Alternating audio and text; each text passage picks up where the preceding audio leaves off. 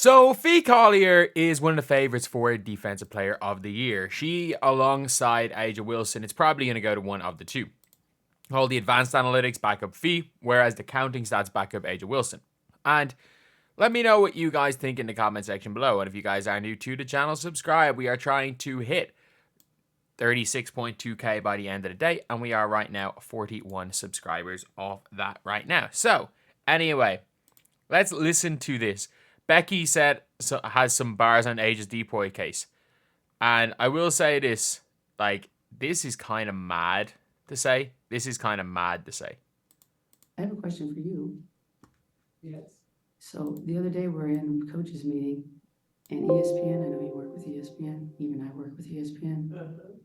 And I'm just going to say this. Aja Wilson got the MVP stuff right. The Defensive Player of the Year, if you have to, as a journalist or a reporter, have to go down a rabbit hole to find somebody else to be in the conversation, you already have the answer to all your questions. I do have to say this, the Aces defense is not good enough, in my opinion, for her to be Defensive Player of the Year. You actually can't have a Defensive Player of the Year on a bad defensive team because they block shots. This is the Hassan Whiteside effect. Yes, she's a better defensive player than Hassan Whiteside was in the NBA, but yeah, that is a problem. Every single metric, by every metric other than counting stats, Fee Collier is a better defender than her. And that's all I'm going to say on it. The last thing I'll say is Sabrina not being on anybody's first team is crazy with the record that they've had. And I know she's not shooting it as well. She has been terrible since the Olympic break. And I get the Olympic break. They played, 24 games before the Olympics and 16 after. Nobody should make a first team that has been as bad as she has been for the last half of the year. She's been terrible. She was second in MVP voting, probably up to the Olympic break. Between her and Fee for second behind Aja Wilson. But she's not only not played like an all WNBA player since the Olympic break, she hasn't even played like an all-star since the Olympic break. I think you would have Kelsey Mitchell as a better show. Because I'm saying this right now. Kelsey Mitchell post-all-star break has been probably better than Sabrina pre-all-star break. And Kelsey Mitchell pre-all-star break was better than Sabrina Ionescu has been post-all-star break. But she is what makes them go.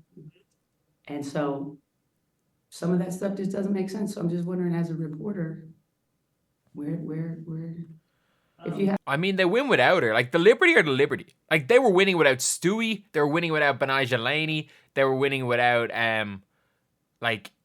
Sabrina. Because they're just so stacked. When you can bring Kayla Thornton, Burke, Leanie Fibich off the bench in the starting lineup, they're just so stacked. I have to go to what was it? What am I don't read them. My assistants told me, I'm you just put me in a bad mood. But what was it? Steals ratio or something like that. I'm who? I mean, come on, people. I think different people look at it different ways. For me, she is my Defensive Player of the Year. Aja is. I mean, like I said, if you have to go down a rabbit hole to find stats to put somebody else in the conversation. It's not only putting her in the conversation. I'm sorry, but she's basically arguing that Sam Whiteside is one of the greatest defensive players of all time. And this is not anything personal. It's just more about the greatness of Aja Wilson and the season. But I'm feeling a little bit like I did last year on MVP voting, where, like I said it last year, and I'll be right again, which is if I played her all the minutes, 28 and 13, I was off a little bit, but basically, and I mean, almost 100 blocks in a season. It's unheard of. And I just hope they don't be mad that she came to your circus and figured out how to beat your game that has been beating everybody, took all the toys, and now you say you can't play no more. I mean, look, Aja Wilson is the MVP. I'm not arguing that, no one is. But I've watched her take so many defensive possessions off. And that's what the difference is, where it's she is an elite help defender, she's an elite shot blocker, she's an elite timing. I've watched her get demolished on the offensive glass by injuries. I've at times watched her not even guard the other team's best post player. Let's give it that to Kia Stokes. Let's put Megan Gustafson on the other team's best post player. But like, I think Ezzie Magbagor is the best defensive player I've seen. I think AJ Wilson is a hell of a defensive anchor. I think AJ Wilson is a better defender on a better defensive team. But like we even saw in the Olympics, like it's not like she played great defense. She was killing it on offense, but like a lot of defense was Kat Copper and Jackie Young on that team. Because she just taking on the toys. Because she figured out the trick of the game. So. But also, like, she's just basically said she's Defensive Player of the Year because she put up 28 and 13. What does that have to do with defense? No, I don't know where, like I said, if something is obvious and you have to go digging, then I don't think that's the right thing. How many DPOYs would Manute Bol have if we all had this logic? How many DPOYs would he have right here? I wonder how many. But again, this is her calling at ESPN. Like top in defensive rating, second in defensive win shares. Like age is the answer. At one point, I kind of like Ezzie maybe Dijon, but age sustained her defensive presence. She doesn't with steals and blocks and rebounds. Like, dude, you're literally arguing how far behind are the WNBA? Is the WNBA when it comes to basketball? And it's weird because she was coaching in the NBA with the San Antonio Spurs. She coached arguably one of the best defensive anchors of all time in Tim Duncan, who honestly, as far as defensive stats were concerned, Tim Duncan was never the shot blocker that, I'm trying to think off the top of my head, who was really good at the time as a shot blocker in the 2000s, Dikembe.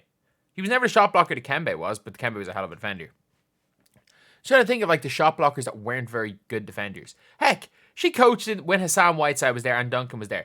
Duncan was an anchor, even though Hassan Whiteside averaged much more blocks. He averaged more rebounds, whereas Duncan was a defensive anchor that Hassan Whiteside could only dream of being.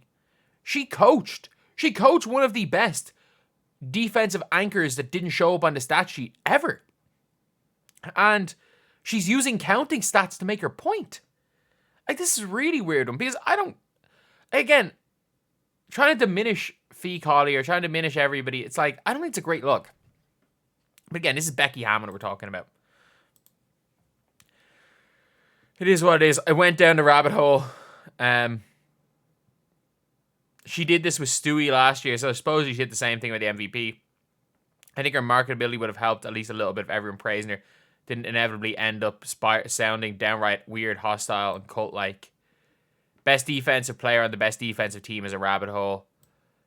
The best, yeah, like, I don't know.